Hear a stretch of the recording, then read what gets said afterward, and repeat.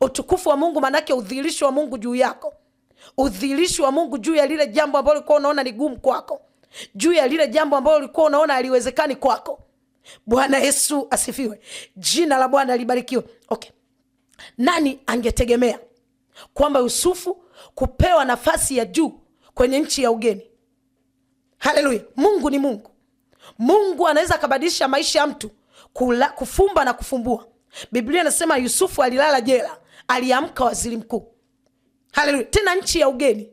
Unaelewa nini manake? Nchi ambayo hajazaliwa. Haleluya. Unajua nchi ya ugeni kupewa nafasi ni ngumu.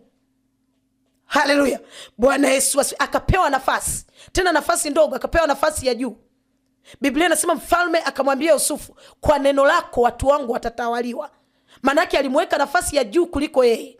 Kwa neno lako unalosema tutatii, tutafanya. Bwana Yesu asifiwe. Mungu anaweza kubadilisha maisha ya mtu, kufumba na kufumbua. Na ndio maana hutakiwi kumdharau mtu, hutakiwi kumkatia tamaa mtu. Haleluya. Bwana Yesu asifiwe. Jina la Bwana. Unajua hata Anania anavyotumwa kwa Sauli, alikataa. Akasema, Mungu nanipelekaje? Mungu akasema, hicho ni chombo changu kiteule. Sikiliza, Kahaba unayemuona, Mungu amtazami kwa jicho hilo. Anatazama kama ni chombo chake. Kwa sababu upo uwezo wa Mungu, ipo nguvu ya Mungu kwa ajili ya kumbadilisha mwanadamu.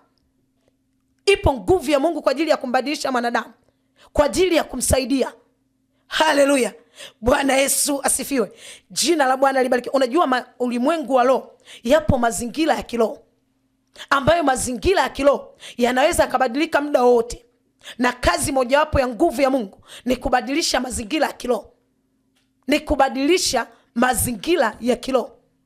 Mazingira ya kiroho juu ya kazi, mazingira ya kiroho juu ya ndoa, mazingira ya kiroho juu ya huduma, mazingira ya kiroho kila mahali. Kazi mojawapo ya nguvu ya Mungu ni kubadilisha mazingira ya kiroho. Ni kubadilisha. Mungu akitaka kufanikishe, anaachilia nguvu zake kwenye eneo lako la biashara, anaachilia nguvu zake kwenye eneo lako la kazi. Mazingira ya kiroho kwenye ulimwengu wa roho yanabadilika.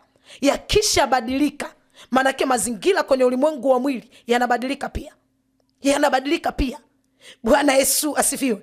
Jina la Bwana. Ujaona shuhuda nyingi